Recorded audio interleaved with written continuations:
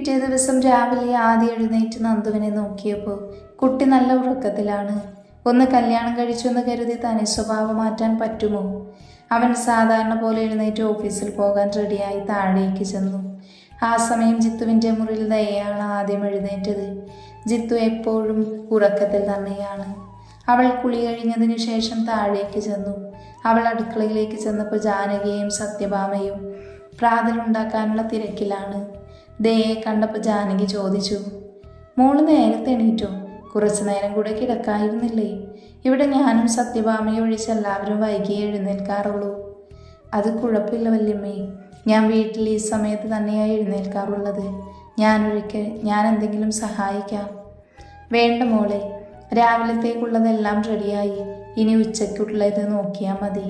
അത് കുറച്ചു നേരം കഴിഞ്ഞ് ഉണ്ടാക്കിയാൽ മതിയല്ലോ. മോളി ചായ കൊണ്ടുപോയി ജിത്തുമോന് കൊടുത്തിട്ട് വാ. സത്യഭാമ ഒരു കപ്പ് ചായ ദയയുടെ കയ്യിൽ കൊടുത്തു. ദയക്ക് അത് കൊണ്ടുപോയി ജിത്തുവിനെ കൊടുക്കാൻ എന്തോ സങ്കോചം തോന്നി.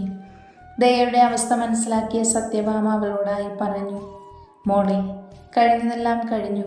ഇപ്പം നീ ജിത്തുവിൻ്റെ ഭാര്യയാണ്. അവൻ്റെ കാര്യങ്ങളെല്ലാം ഇനി മുതൽ നീയാണ് നോക്കേണ്ടത്. പിന്നൊരു കാര്യം, നിങ്ങൾ രണ്ടുപേരും കൂടി ഒന്ന് അമ്പലത്തിൽ പോയിട്ട് വാ. മനസ്സൊക്കെ ഒന്ന് ശാന്തമാകും. ദയ അതിന് മറുപടിയായി തലയാട്ടിക്കൊണ്ട് ചായയുമായി മുകളിലേക്ക് പോകുമ്പോഴാണ് ആദ്യ സ്റ്റെപ്പിറങ്ങി വന്നത്. ദയയെ കണ്ട് ആദ്യക്ക് അവളെ ഫേസ് ചെയ്യാൻ ബുദ്ധിമുട്ട് തോന്നി. പക്ഷേ ദയ അവനെ നോക്കാതെ മുകളിലേക്ക് കയറിപ്പോയി. താഴെത്തിയ ആദിയെ കണ്ട് ജാനകി ചോദിച്ചു, നീ ഇതെങ്ങോട്ടാ ഇത്ര രാവിലെ തന്നെ? ഞാൻ ഓഫീസിലേക്ക് പോകുക. എനിക്ക് അത്യാവശ്യമായ ഒരു ക്ലയൻറ്റിനെ കാണാനുണ്ട്. നീ എന്താ ഈ പറയുന്നത്? കല്യാണം കഴിഞ്ഞ് പിറ്റേ ദിവസം ഓഫീസിൽ പോകാനോ? അയാളോട് പിന്നൊരു ദിവസം കാണാമെന്ന് പറയേ. ഇപ്പം നീയും നന്ദുവും കൂടി ഒന്ന് അമ്പലത്തിൽ പോയി വാ. ദയയും ജിത്തുവും കൂടി ഉണ്ടാവും അമ്പലത്തിൽ. ഈ അമ്മയുടെ ഒരു കാര്യം. അവൻ ദേഷ്യപ്പെട്ടുകൊണ്ട് മുകളിലേക്ക് പോയി. ആദ്യ റൂമിലെത്തി ഉറങ്ങിക്കൊണ്ടിരുന്ന നന്ദുവിനെ വിളിച്ചുറത്താൻ ശ്രമിച്ചു. പക്ഷെ നന്ദു ഉണ്ടോ അനങ്ങുന്നു. കുറെ നേരം വിളിച്ചെങ്കിലും നന്ദു എഴുന്നേറ്റില്ല. ആദ്യക്കിത് കണ്ട് കലി കയറി. ദൈവമേ, വേലിൽ കിടക്കുന്ന പാമ്പിനെയാണല്ലോ ഞാനെടുത്ത് തലയിൽ വെച്ചത്. ഉടനെ അവൻ മേശമേലിരുന്ന് ജഗ്ഗിലെ വെള്ളമെടുത്ത് നന്ദുവിൻ്റെ തല വഴി ഒഴിച്ചു. അയ്യോ അമ്മേ, ആരെങ്കിലും രക്ഷിക്കണേ! നന്ദു ഉറക്കത്തിൽ നിന്ന് ചാടി എഴുന്നേറ്റുകൊണ്ട് അലറി. കണ്ണു തുറന്ന നന്ദു ആദിയെയും അവൻ്റെ കയ്യിലിരുന്ന ജഗ്ഗും കണ്ട് കണ്ണുമിഴിച്ചു. ആദിയേട്ടൻ എന്തിനാ എൻ്റെ തലയിൽ കൂടെ വെള്ളമൊഴിച്ചേ? അല്ല, ആദിയേട്ടൻ എന്തിനാണ് എൻ്റെ മുറിയിൽ വന്നിരിക്കുന്നേ? എൻ്റെ കൂടെ കിടന്നിരുന്ന അബി എവിടെ? നന്ദുവിന് ഉറക്കത്തിൽ നിന്ന് എഴുന്നേറ്റ് റിലേ വന്നിട്ടുണ്ടായിരുന്നില്ല. ഓ, ഈ പിശാച്! അവൻ നന്ദുവിനെ പറഞ്ഞു. ഇത് എൻ്റെ മുറിയാ. ഞാൻ നിന്നെ ഒന്ന് കെട്ടിയിരുന്നു. അതുകൊണ്ട് നീ ഇന്നലെ ഇവിടെയാ കിടന്നത്. പിന്നെ നിന്നെ ഉറക്കത്തിൽ നിന്ന് വിളിച്ചത് അമ്മ പറഞ്ഞു നമ്മളോട് അമ്പലത്തിൽ പോകാൻ. പിന്നെ പറയാതിരിക്കാൻ പറ്റില്ലല്ലോ. എന്തൊരു ഉറക്കമാണ് നിന്റെ! പോത്ത് കുത്തിയാൽ പോലും അറിയില്ലല്ലോ. ഇതെല്ലാം കേട്ട് നന്ദുവിൻ്റെ മുഖഭാവം മാറി. എന്നെ എൻ്റെ സമ്മതമില്ലാതെ കല്യാണം കഴിച്ചതും പോരാ, എന്നെ ഭരിക്കാൻ വരുന്നു. എനിക്ക് സൗകര്യമുള്ളപ്പോൾ ഞാൻ എഴുന്നേൽക്കും, അല്ലെങ്കിൽ എഴുന്നേൽക്കില്ല. ആദിയേട്ടൻ ഭാരിച്ച കാര്യമൊന്നും അന്വേഷിക്കാൻ നിൽക്കണ്ട എന്ന് പറഞ്ഞ് അവൾ വീണ്ടും കിടക്കാൻ പോയി. എൻ്റെ പൊന്നോ, ഞാനൊന്നും പറയുന്നില്ല. അമ്പലത്തിൽ പോയില്ലെങ്കിൽ അമ്മ എന്നെ വഴക്കൊന്നും പറയും. ഒന്ന് എഴുന്നേൽക്കുമോ? നന്ദു ബെഡിൽ നിന്നും എഴുന്നേറ്റു. അങ്ങനെ വഴിക്ക് വാ മോനെ. അതും പറഞ്ഞവൾ വാഷ്റൂമിലേക്ക് കയറി. ആദ്യം തല കുടഞ്ഞുകൊണ്ട് അലമാരയിൽ നിന്നൊരു മുണ്ടും ഷർട്ടും എടുത്ത് ധരിച്ചു. ദയ റൂമിലെത്തിയപ്പോഴും ജിത്തു എഴുന്നേറ്റ് ബെഡിൽ ഇരിപ്പുണ്ടായിരുന്നു. ദയ അവനെ നോക്കി പുഞ്ചിരിച്ചു. അത് കണ്ട് ജിത്തു ദയയെ അത്ഭുതത്തോടെ ഒന്ന് നോക്കി. താൻ ഇന്നലെ എപ്പോഴാണ് കിടന്നത്? ഞാൻ പെട്ടെന്ന് ഉറങ്ങിപ്പോയി. ജിത്തുവേട്ടൻ ഇന്നലെ നല്ല ഫോമിലായിരുന്നല്ലോ. ഞാൻ വന്നപ്പോഴേക്ക് ഉറങ്ങിയിരുന്നു. ഞാനപ്പോൾ നിലത്ത് ഷീറ്റ് വിരിച്ച് കിടന്നു. ജിത്തു തല തടവിക്കൊണ്ട് മറുപടി പറഞ്ഞു. ഭയങ്കര തലവേദന, തല വെട്ടിപ്പൊളിയുന്നത് പോലെയുണ്ട്. ദയ പൊട്ടിച്ചിരിച്ചുകൊണ്ട് മറുപടി കൊടുത്തു. എങ്ങനെ തലവേദന എടുക്കാതിരിക്കും? മനുഷ്യനായ കുറച്ചൊക്കെ കുടിക്കണം. ജിത്തു ദയെന്ന് നോക്കി. നിനക്കെങ്ങനെ വേദന ഉള്ളിൽ ഒതുക്കി ചിരിച്ചു നടക്കാൻ സാധിക്കുന്നു? എൻ്റെ മനസ്സിലെ ദുഃഖം മറക്കാൻ വേണ്ടിയാണ് ഞാൻ കുടിച്ചത്.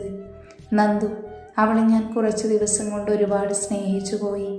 പക്ഷേ എൻ്റെ ചേട്ടനും അവളും കൂടി എന്നെ ചതിച്ചു. അവർ ഇരുവരും കൂടി നമ്മുടെ രണ്ടുപേരെയും ഒരുപോലെ മണ്ടന്മാരാക്കി. ജിത്തു ഒരു നിമിഷത്തെ മൗനത്തിനു ശേഷം വീണ്ടും ചോദിച്ചു, എന്താ നിന്റെ പ്ലാന്? ഇങ്ങനെ എൻ്റെ ഭാര്യ വേഷവും കെട്ടി ജീവിതകാലം മുഴുവൻ അഭിനയിച്ച് കഴിയാനാണോ? ഇത് കേട്ട് ദയയുടെ കണ്ണുകൾ നിറഞ്ഞു. ആഗ്രഹമുണ്ടായിട്ടല്ല, എൻ്റെ അച്ഛൻ്റെയും അമ്മയുടെയും കണ്ണ് നനയാതിരിക്കാൻ എനിക്കിങ്ങനെ അഭിനയിച്ചേ മതിയാവൂ. അഭിനയിക്കാൻ ഞാനിപ്പോൾ പഠിച്ചുകൊണ്ടിരിക്കുകയാണ്. എത്ര നാൾ ഇത് തുടരാൻ കഴിയുമെന്ന് എനിക്കറിയില്ല. ജിത്തു അത് കേട്ട് ദയയുടെ മുഖത്തേക്ക് നോക്കിയിരുന്നു. ഞാൻ പറയാൻ വന്നത് മറന്നു. അമ്മ പറഞ്ഞു നമ്മളോട് 2 പേരോടും കൂടി അമ്പലത്തിൽ പോകാൻ. ഞാൻ എങ്ങോട്ടും ഇല്ല, നീ വേണമെങ്കിൽ പോയിട്ട് വാ. ജിത്തുവേട്ട, ദയവായി എൻ്റെ കൂടെ വരണം, അല്ലെങ്കിൽ അമ്മയ്ക്ക് വിഷമമാവും. ഇന്നലെ തന്നെ പാവം കുറെ കരഞ്ഞു. എന്തിനാ വെറുതെ ആ പാവത്തിന് വിഷമിപ്പിക്കുന്നേ? ഞാൻ വരാം. ജിത്തുവും ദയയും റെഡിയായി ഇറങ്ങിയപ്പോഴേക്കും ആദിയും നന്ദുവും ഒക്കെ ഒരുക്കം കഴിഞ്ഞ് ഹാളിലുണ്ടായിരുന്നു. ജിത്തു ദയയോടായി ചോദിച്ചു, ഇവരത് എങ്ങോട്ടാ? അവരും അമ്പലത്തിലേക്കാ. നമ്മളെല്ലാവരും കൂടിയാ പോകുന്നത്. ജിത്തുവിനിത് കേട്ട് ദേഷ്യം കയറി. അവൻ ഉച്ചത്തിൽ പറഞ്ഞു, ഞാൻ ഇവരുടെ കൂടെ അമ്പലത്തിലേക്കില്ല. നിനക്ക് പോകണമെങ്കിൽ പോകാം, അവരുടെ കൂടെ പോയിക്കോ, എന്നെ പ്രതീക്ഷിക്കണ്ട. ഇത് കേട്ട് വന്ന മുത്തശ്ശൻ ജിത്തുവിനോടായി പറഞ്ഞു, മോനെ ജിത്തു, ദൈവകാര്യത്തിൽ നീ ഇങ്ങനെ ശാഠ്യം പിടിക്കരുത്, അമ്പലത്തിൽ പോയിട്ട് വാ. മുത്തശ്ശൻ കടുപ്പിച്ച് പറഞ്ഞതോടെ ജിത്തു പകുതി മനസ്സോടെ അവർക്കൊപ്പം കാറിൽ കയറി. ആദ്യ ഡ്രൈവിംഗ് സീറ്റിലും ജിത്തു കോ ഡ്രൈവിംഗ് സീറ്റിലും, നന്ദുവും ദയയും പിറകിലും സീറ്റിലുമാണ് ഇരുന്നത്. പോകുന്ന വഴിയിലൊന്നും ആരും പരസ്പരം സംസാരിച്ചില്ല.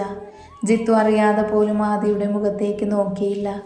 ആദിക്കത് വിഷമമായെങ്കിലും ജിത്തു ഇങ്ങനെ തന്നെ പ്രതികരിക്കുകയുള്ളൂ എന്ന് അവനറിയാമായിരുന്നു. അമ്പലത്തിലെത്തിയപ്പോൾ 4 പേരും കൂടെ ശ്രീകോവിലിൻ്റെ മുന്നിൽ നിന്ന് തൊഴുതു. ആദിയുടെ ഒപ്പം നിന്ന് കണ്ണുകളടച്ച് പ്രാർത്ഥിക്കുന്ന നന്ദുവിനെ ജിത്തു കണ്ണെടുക്കാതെ നോക്കി നിന്നു. പിന്നെ അവൻ്റെ മുഖത്ത് ക്രൂരഭാവം നിറഞ്ഞു. അമ്പലത്തിൽ നിന്ന് തിരിച്ചപ്പോഴേക്കും തറവാട്ടിലൊരു ചർച്ച നടക്കുകയായിരുന്നു. മംഗലശ്ശേരി ഗ്രൂപ്പിലെ എല്ലാ സ്റ്റാഫിനെയും ക്ഷണിച്ചുകൊണ്ട് ഒരു റിസപ്ഷൻ നടത്താനായിരുന്നു മുത്തശ്ശനും ശങ്കർ, വാസുദേവൻ, സുരേഷും കൂടി പ്ലാൻ ചെയ്തുകൊണ്ടിരുന്നത്. ഇത് കേട്ടുകൊണ്ട് വന്ന ജിത്തു ദേഷ്യത്തോടെ പറഞ്ഞു, ഇപ്പോൾ ഉണ്ടായതൊന്ന് പോരെ, മറ്റുള്ളവരുടെ മുന്നിൽ ഇനിയും എന്നെ നാണം കെടുത്തണോ? നിങ്ങൾ ഈ റിസപ്ഷൻ നടത്താൻ പോകുന്നത്? നീ എന്താ മോനെ ഇങ്ങനെയൊക്കെ പറയുന്നത്? ജിത്തു പറഞ്ഞത് ശരിയാ ചെറിയച്ച. അപ്രതീക്ഷിതമായി ഇങ്ങനെയൊക്കെ സംഭവിച്ചു. ഇനി റിസപ്ഷൻ നടത്തി മറ്റുള്ളവർക്ക് സംസാരിക്കാൻ ഒന്നുകൂടെ ഇടവരുത്തണ്ട. ജിത്തു ആദിയുടെ നേരെ കൈകൂപ്പിക്കൊണ്ട് പറഞ്ഞു. ഓ, ഇതെങ്കിലും ചെയ്തല്ലോ, വലിയ ഉപകാരം. ജിത്തു ദേഷ്യത്തോടെ മുകളിലേക്ക് കയറിപ്പോയി. ദയ എല്ലാവരോടുമായി പറഞ്ഞു, എനിക്ക് സംസാരിക്കാമോ എന്നറിയില്ല, എന്നാൽ ഞാൻ പറഞ്ഞോട്ടെ. എന്താണെന്ന് വെച്ചാൽ പറഞ്ഞോളൂ മോളെ. റിസപ്ഷൻ നടത്തുന്നതിന് എനിക്ക് താല്പര്യക്കുറവുണ്ട് മുത്തശ്ശ. ഒന്നുകൂടി മറ്റുള്ളവരുടെ മുൻപിൽ കോമാളിയായി നിൽക്കാൻ എനിക്ക് വയ്യ. മുത്തശ്ശൻ അല്പസമയത്ത് ആലോചനയ്ക്ക് ശേഷം പറഞ്ഞു, എന്നാൽ നമുക്ക് ഈ റിസപ്ഷൻ നടത്തണ്ട. പ്രത്യേകിച്ചൊന്നും പറയാനില്ലാത്തതിനാൽ എല്ലാവരും പിരിഞ്ഞുപോയി. 2-3 ദിവസങ്ങൾക്ക് ശേഷം സീതയും സുരേഷും അമേരിക്കയിലേക്ക് തിരിച്ചുപോയി. ആദിയും ജിത്തുവുമായുള്ള അകൽച്ച തുടർന്നുകൊണ്ടിരുന്നു. ജിത്തുവിന് ആദിയോട് നല്ല പകയുണ്ടായിരുന്നു. അവൻ മറ്റുള്ളവരോട് മനഃപൂർവ്വം അകന്നു നിന്നു. നന്ദുവിനെ മറക്കാൻ മദ്യത്തെ കൂട്ടുപിടിച്ചു.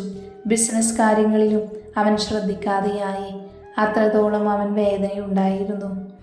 2 മുറികളിൽ 2 ദമ്പതികൾ മാനസികമായും ശാരീരികമായും അകന്നു കഴിഞ്ഞുകൊണ്ടിരുന്നു. ജിത്തു പല ദിവസങ്ങളിലും വീട്ടിലേക്ക് വരാതെ കൂട്ടുകാർക്കൊപ്പം തങ്ങി.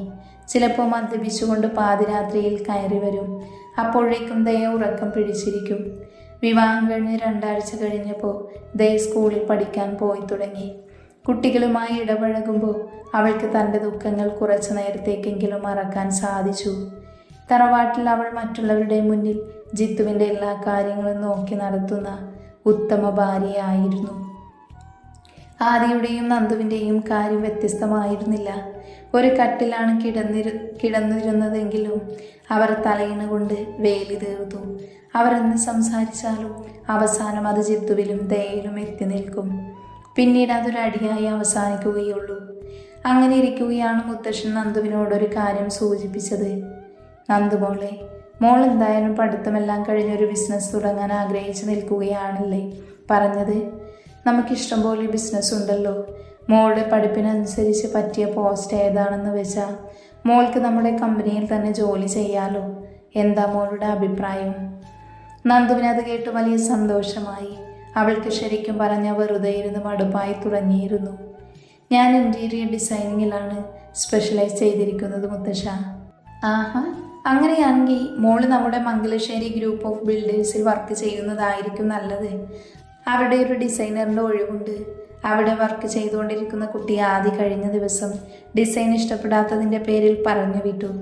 വേറൊരാളെ തപ്പിക്കൊണ്ടിരിക്കുകയാണ്. മോളുള്ളപ്പോൾ ഇനി വേറെ പുതിയ അപ്പോയിൻമെൻറ്റ് നോക്കണ്ടല്ലോ. അതാവുമ്പോൾ ഭാര്യയ്ക്കും ഭർത്താവിനും കൂടി ഒരുമിച്ച് ജോലി ചെയ്യാമല്ലോ.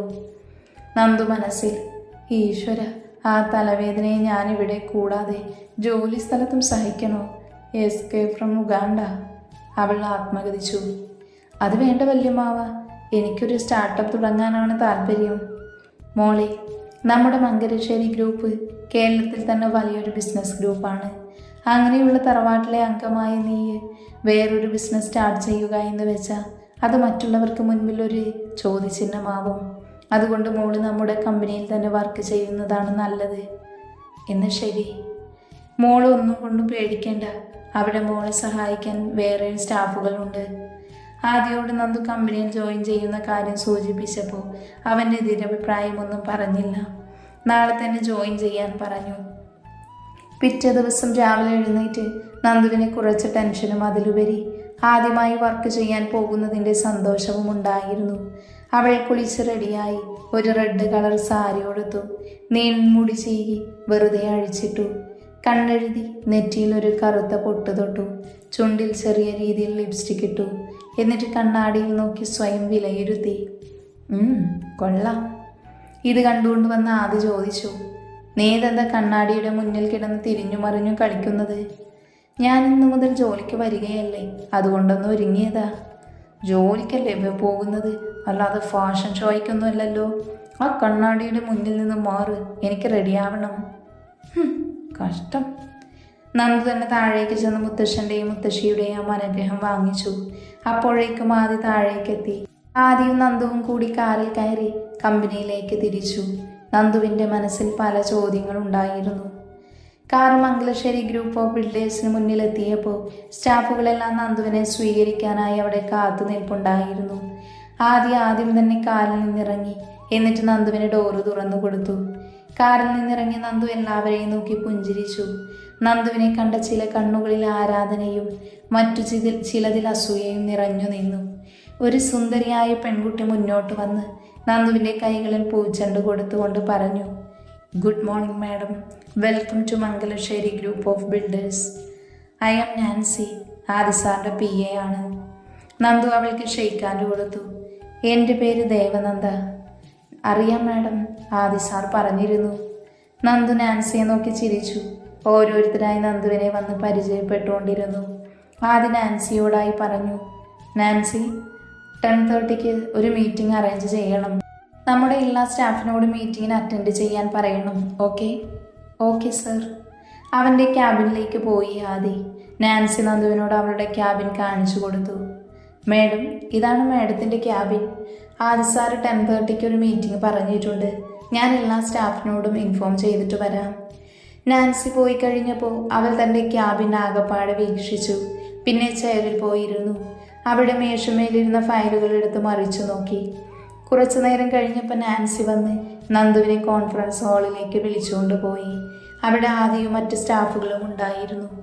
ആദി എല്ലാവരോടുമായി പറഞ്ഞു, നിങ്ങൾ ഓരോരുത്തർക്കും അറിയാമല്ലോ, നമുക്ക് വർഷങ്ങളായി കിട്ടിക്കൊണ്ടിരുന്ന അമേരിക്കൻ കമ്പനിയുടെ ടെൻഡർ ഈ പ്രാവശ്യം കൈലാത്ത് ഗ്രൂപ്പിനാണ് കിട്ടിയത്. നിലവിൽ അത് നമ്മുടെ കമ്പനിയുടെ ഇമേജിന് കോട്ടം വരുത്തിയിരിക്കുവാണ്.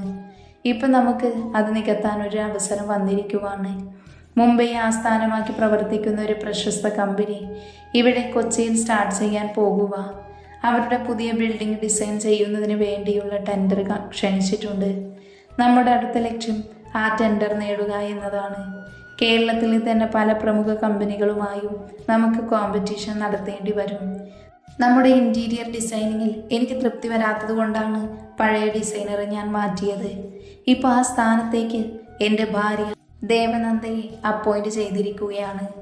എന്നിട്ട് ആദ്യം നന്ദുവിനോടായി പറഞ്ഞു, ദേവനന്ദ, ഞാൻ നിങ്ങളിൽ നിന്ന് അട്രാക്റ്റീവായ പുതിയ ഡിസൈനുകൾ പ്രതീക്ഷിക്കുന്നു. നമുക്ക് 2 ആഴ്ച മാത്രമാണ് സമയമുള്ളത്. അതിനുള്ളിൽ ഒരു 3-4 ഡിസൈനെങ്കിലും എനിക്ക് സബ്മിറ്റ് ചെയ്യണം. അതിൽ നിന്ന് ഫെയറബിളായത് ഞാൻ സെലക്ട് ചെയ്തോളാം. I will do my better sir. Okay then ദേവനന്ദയെ ശ്രുതി ഹെൽപ്പ് ചെയ്യണം. Yes sir. എന്നാൽ എല്ലാവരും അതിനു വേണ്ടിയിട്ടുള്ള വർക്ക് സ്റ്റാർട്ട് ചെയ്തോളൂ. ആദ്യ കോൺഫറൻസ് ഹാളിൽ നിന്ന് പുറത്തേക്കിറങ്ങി അവൻ്റെ ക്യാബിനിലേക്ക് പോയി. സ്റ്റാഫുകളെല്ലാവരും പിരിഞ്ഞുപോയി. ശ്രുതിയും നന്ദുവും കൂടി നന്ദുവിൻ്റെ ക്യാബിനിലേക്ക് നടന്നു. അവർ പോകുന്നത് നോക്കിക്കൊണ്ട് 2 കണ്ണുകൾ പകയെറിഞ്ഞു. കൃതിക നന്ദു പോകുന്നത് നോക്കി പല്ല് ഞെരിച്ചുകൊണ്ട് പറഞ്ഞു, ഞാൻ സ്വന്തമാക്കാൻ ആഗ്രഹിച്ച ആദിയെയാണ് നീ എന്നിൽ നിന്നും തട്ടിയെടുത്തത്. നിന്നെ ഞാൻ വെറുതെ വിടില്ല. അവൾ മനസ്സിലായി പറഞ്ഞു.